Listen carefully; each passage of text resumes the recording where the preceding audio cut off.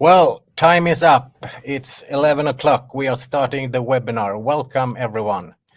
And welcome to Gothenburg. We are broadcasting from Auto Valley, Gothenburg, the home of Sweden's automotive industry. My name is Joachim Hökegård, and I'm going to moderating the webinar, and we are going to email the PowerPoint you are going to see and the presentation, the recording after the presentation. And if you have any questions, you can write them in the comments up to the right on your screen, and we will address them after the presentation. But first, a brief introduction to Diadrom. Diadrom is a software company offering services and products within diagnostics of auto tech, and thereby enable companies to realize and exploit greater potential in their products and services.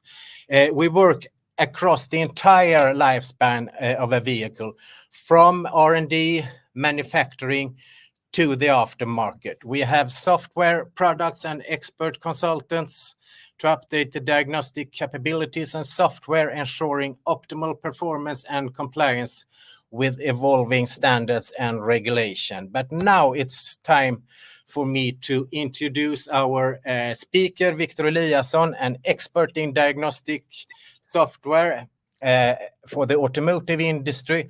The audience and the camera are yours, Victor. Oh, thank you, Joachim. You're so kind.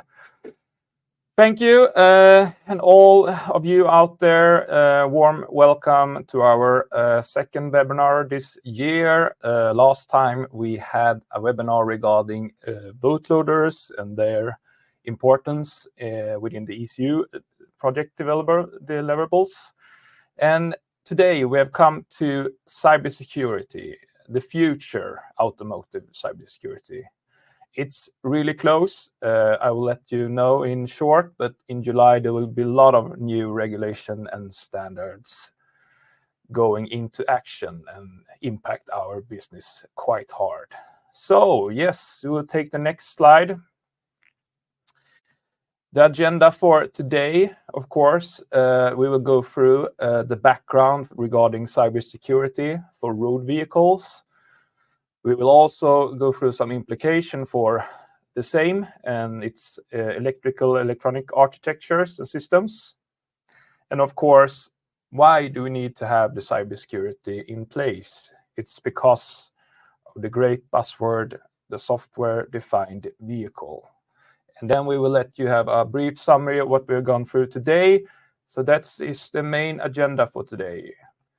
Yes, great. As I told you before, there will be a lot of new standards and regulation going into action this July. There are mainly two UN regulation, 155 and 56, which are focusing on approval and processes for cybersecurity when it comes to design and construct software for automotives. Moreover, regarding the 156, it's how you deliver a software update, of course, both physical and remote. And this is all the OEMs, but also Tier 1 and Tier 2 able to go through this kind of approval. So it's really important standards going forward. However, there are also a new ISO standard named 21434, which is how you engineer a cybersecurity software for an automotive vehicle. So, and for you all out there, there are also other ISO standards like cybersecurity for IT, ISO 27001, but also one relative automotive standard, which is important, which is named TISAC. It's really important as well in the industry going forward. These standards, someone was quite quick with the slide jockey here. So this applies for UN, as UN is almost the whole world, but we need to exclude both USA and China in these standards because it's only the EU and other additional 58 countries who signed up for these UN standards. That's a good thing to know. Yes, next slide. Managing cybersecurity is now a must, as we said before, regulation and standards. Why? Because there will be a lot of connected cars out there in the roads. In the USA, there are 84 million cars in 2021, but will increase to 300 million cars in 2035.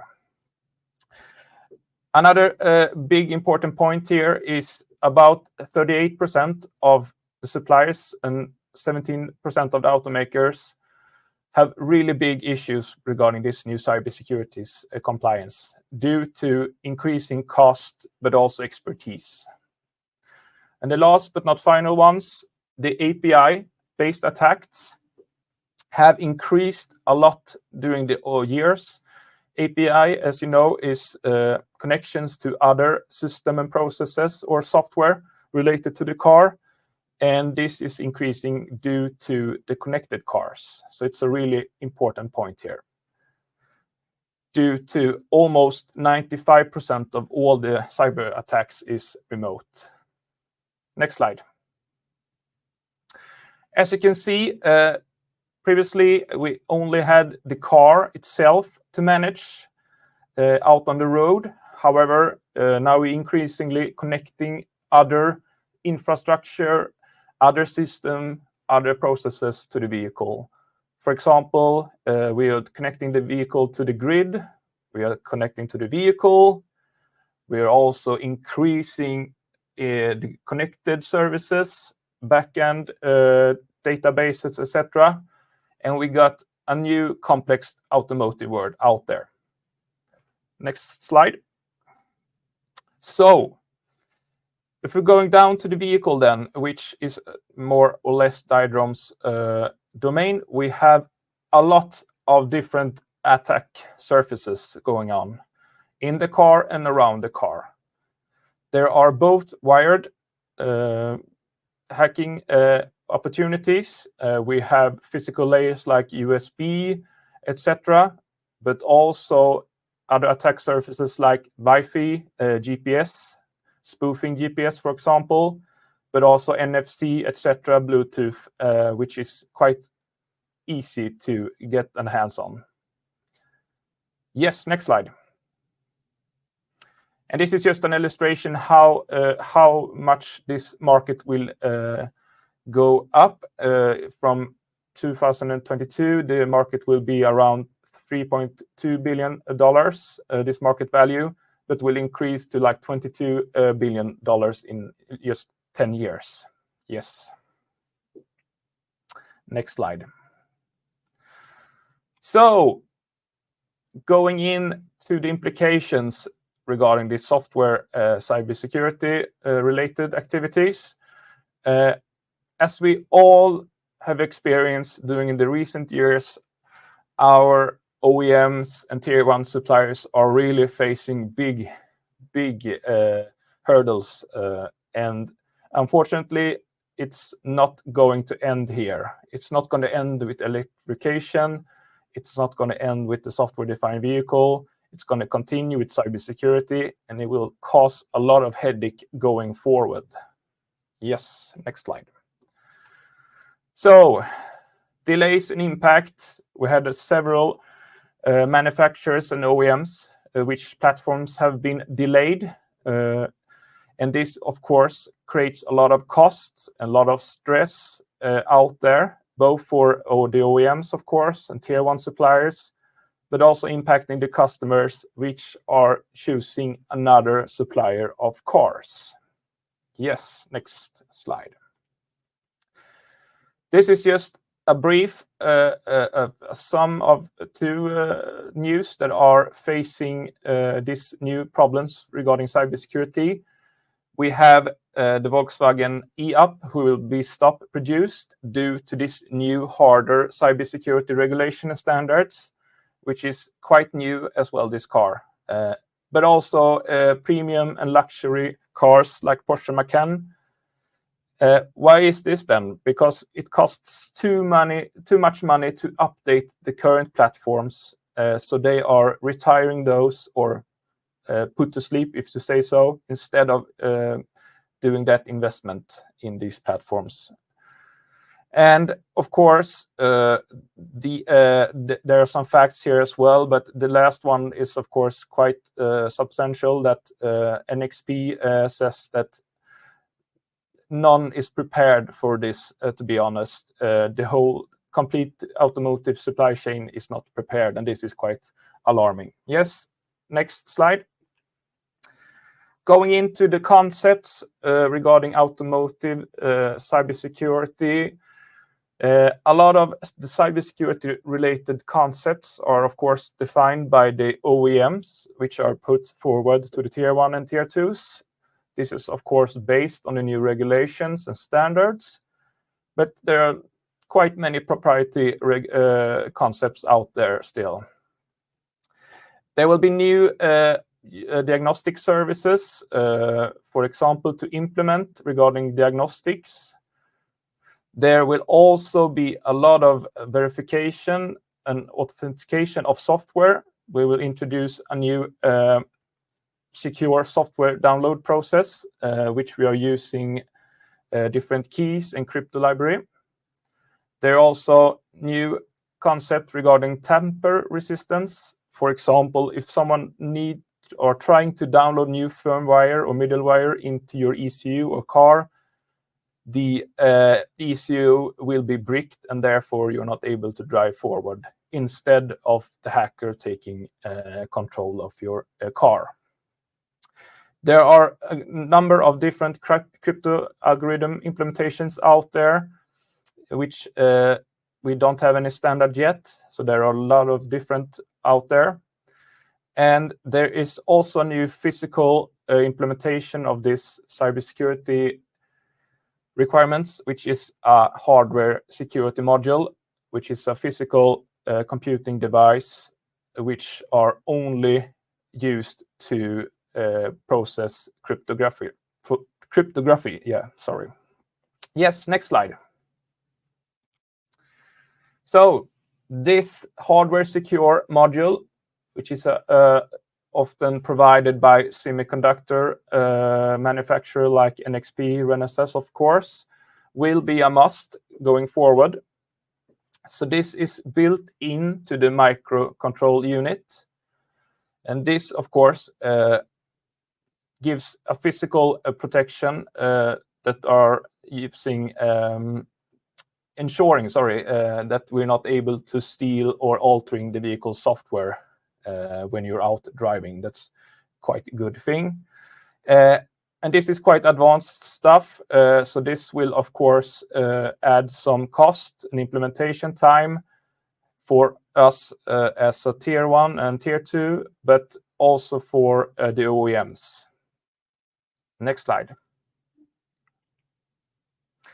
So this is a more advanced technical slide. However, it's quite important to mention how this works. When we are fortifying an ECU or a car, for us as working with ECU suppliers, do create different keys that are related to this hardware secure module, which we're then providing to the OEM, which is then programming this key, and of course save it on the safe side of theirs. When you are later then receiving a software download or new software, this need to be verified by this specific key. If this specific key is not given, you will not be able to alter it or tamper with this ECU. So this is some really confidential stuff which the OEM needs to be taken care of in separate systems, and also a part of the new regulation. Okay, how do we, next slide. How do we, as a supplier for these cybersecurity concept, handle these variants and different concepts? we tend to develop different hardware abstraction layer, which gives us the freedom to enhance flexibility, giving us the possibility to help our customers to different vendors. We can use NXP's stuff, we can use Renesas MCUs and HSM. And this, of course, will reduce time to market. Also might be helpful if there's be a semiconductor shortage as the corona. But it also will simplify the whole software development project. We also have found a way to standardize integration. And of course, this also minimizes the knowledge you have to have on different cryptographic functions across the different suppliers. Yes, next slide, thanks. So, it's not all good regarding cybersecurity. There are some downsides of cybersecurity as well. As I've been speaking before, it will increase complexity. It will add complexity, of course. You need different software packages. You need to handling keys. You need to handle new processes. And this increases the complexity in the car, of course. However, it will also increase costs regarding bill of material, regarding engineering, of course. We need to have really good documentation. We need to have good processes. We have to have good test and verification. Due to this, regulations states that we need to have maintenance and taking care of these processes for over 15 years. So this will add a lot of cost going forward. But also manufacturing a bill of material. This new software will increase, of course, the cost regarding MCU cost. For example, you need a bigger and greater MCU to handle this new cybersecurity functions. This is, of course, one of the biggest costs for us out there. Another insight from our project is it increase the latency quite a lot. Latency is meaning by the dragging, the signaling is it's much slower, and we need to have better timings going forward and decrease the latency. Yes, next slide. So, cybersecurity and the software-defined vehicle, I think it goes hand in hand due to what the concept is regarding software-defined vehicle. This is also a booming industry. The software market will increase to over 650 billions in the automotive industry by 2030. And in last year, 50% of the top 10 automakers will offer new feature throughout software updates. And another big thing is, of course, people are ready to spend money for new features going forward. And this will open up for cybersecurity threats. Yes, next slide. So, how are we making the software-defined vehicle then? It's quite, if we look at the cell phone markets, many like to compare it. It's quite a simple comparison, but it's quite tangible. We need to decouple life cycle and software and hardware. We need to take software and put it on new hardware. We also need to be able to update hardware as we're going forward. An example is, okay, how would Apple be able to maintain the iOS system? They have done it for a lot of iPhone generations, and therefore they get a scale of economy of scale, etc., and reduce the complexity in their OS development. We need to deliver new value in existing vehicles, of course, and we need to have software updates who adds new feature for us out there who's driving the car each day. And the comparison, of course, to the iPhone, if we wouldn't have the App Store. What kind of value or fun would that be, have an iPhone without an App Store? And of course, the third one is we really need to capture the value of software and data. We, of course, need to make money as an industry from data from the car. And this is also an example from Google. For example, they're not giving away their operating systems for free. They are monetizing it regarding our data and the App Store, of course. So these three must go hand in hand going forward. Next slide. And as I said before, there are a lot of systems and boundaries and mindsets that need to connect.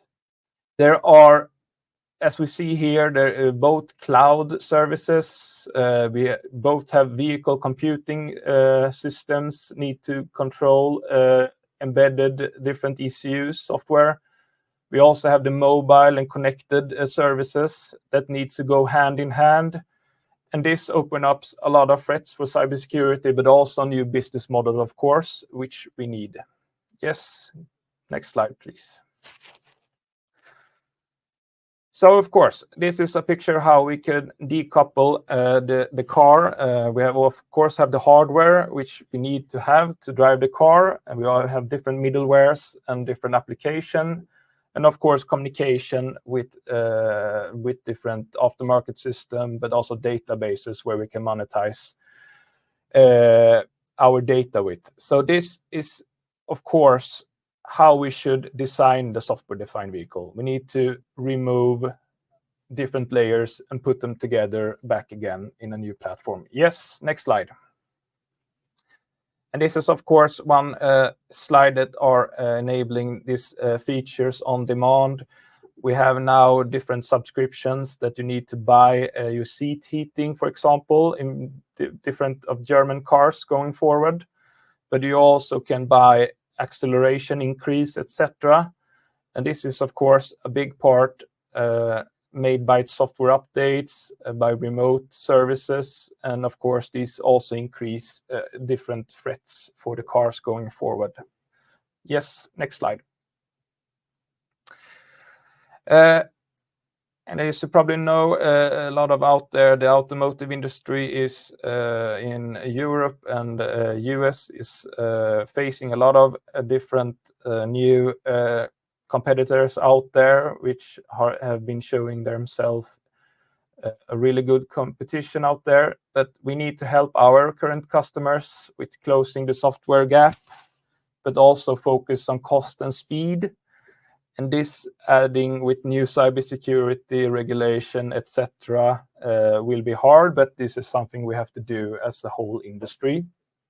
Yes, next slide. So, summarizing, the software-defined vehicle. It's not about just adding remote services or over-the-air updates. It's not just having more software in the vehicles. It should be the right software in individual vehicles for individual customer. So the software-defined vehicle is a concept that we use for innovation, software innovation. We use it to decouple software and hardware. We use it for understanding the customer, the ownership, the collaboration with different suppliers. We also need to change our mindset, how we develop a car. We also need to change our mindset when it comes to business models. And this is it's a concept more than a product, I think. So yes, next slide. And for us as Diadrom, we are, of course, expert in diagnostics, and this will play a critical role going forward. We need to help our customers to increase the efficiency of their software development. We also, of course, need to help them increase safety regarding their software. We also help them with different operational stuff like minimizing cost, reusing software, and of course, last but I think it might be the most important, we need to secure that our customers are having a secure vehicle and a good experience when they're driving their car. Yes, next slide, thanks. So what have we learned today? Key drivers, as we said before, it's a lot of new regulations going out there, both from the UN, but also from the ISO community. We have also learned that cybersecurity is here to stay, of course, due to a lot of new different services, which are mostly remote. We also learned that this is just not for the greater good, but it also adds complexity and costs when we are using the new cybersecurity regulation and standards. And we learned that, of course, software is more than an enabler. It defines the whole industry going forward. Yes, next slide. And the next slide, that's questions. And if you have any questions, you can write them in the comments up to the right. But I have a question, Victor. I know that you are traveling a lot in the automotive industry. You attend trade shows, you participate in panel debates, you are a keynote speaker, and you meet many, many interesting people in the automotive industry. What else beside automotive security is being discussed in the automotive industry now? What's the interesting topics? Of course, the big topic I've been to, like embedded world, etc., big trade fairs for software, electronics, and the big buzzword, of course, is the software-defined vehicle. The big discussions out there is, okay, what is a software-defined vehicle? How should we handle it? How should we make it more user-friendly? How should we make money of the car going forward? But as I said before, it's more of a mindset, how to make more money as OEM, but also improving the services and the experience from the customer. So, and not just adding a lot of software into the cars. We need to add the right software, the right function to the right car and the owner, and therefore we will have a better experience for the end customer. But Diadrom is not the largest company in the automotive industry, where the most companies are very, very, very large. What are the advantages and disadvantages of being a relatively small company and in a large automotive industry? Of course, being a small player has its disadvantages, of course. It might be a longer way to build a trust and confidence in our services and our knowledge. But I would say that we are trying to be a more friendly, more humble partner to play with. A lot of the big players are having their business model and how they've done business for years. We tend to have a more customer-centric approach, how we handle the projects, and act more like partners, I would say, just not throwing the software to the customer and then, vanish. But we tend to have a more customer-friendly partnership approach. I think that's our main competitive edge. And if you are interested in more knowledge and inspiration about software, diagnostics, auto tech, and of course cybersecurity, we are going to, as I said earlier, email the presentation and the recording to you. We are also going to email our diagnostic book and a white paper. And if you want, you can subscribe to our newsletter. There we are sharing our knowledge. And another tips is to follow Victor at LinkedIn, because I know he's very active and try to be interesting and relevant at LinkedIn. And you can follow Diadrom as well. And we have 1 minute left. Is there anything else you would like to discuss that we haven't talked about, Victor? You have 1 minute. Yeah, I think one point is quite crucial in this area. As I said before, there will be a lot of maintenance and, of course, trying to maintain the software throughout the 15 years going forward. I think that's a discussion or topic which we haven't had until now when people are facing this issue. They will, of course, add much of costs and much of people to have these processes. And I also like to send to everyone that all the software libraries, all the open source stuff has a lot of things in it, and we need to be really careful because there are a lot of doors opening up to hackers in these kind of software libraries and open source projects. Okay, we have one question here. What do we know about the user experience from drivers using different cars, Volvo, Audi, Mercedes, etc.? It's a question in the comments. Can you see it? Yes, thank you, Bo. The user experience, do you think the interact and it, of course, there are a lot of regarding user experience. Hopefully I answer it right. We have, for example, Mercedes are developing their own MB.OS. We have other people like Polestar, Volvo Cars going for the Google automotive stuff. We see from our customers that they are not sure which way to go. We had another customers of our, Lotus, who made their own user experience interface, and that was a super messy project, which they are now trying to evaluate how they should go forward. Is it a differentiation? Do you want to send all your data to Google, or do you want to keep it by yourself and maintain the system? That's the big question, and of course it relates to cost and competence. But of course, if you find a user experience, an OS operation system that works for you, and you have it done by yourself, I think that's a really good thing to have. But I'm not sure if the OEMs are ready for that yet. Okay, if there are any more questions, feel free to contact Victor. Do you have any last word before we say bye-bye? Hopefully I answered Bo's question there, but you can send me an email, Bo, if I was answering the wrong question.